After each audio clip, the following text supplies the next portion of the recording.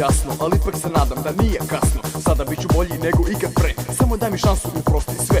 Više nisam isti kao što sam bio, onaj što je sve od tebe krio. Sad sam mnogo bolji, shvatit ćeš i sama i nemoj mi reći da je s nama.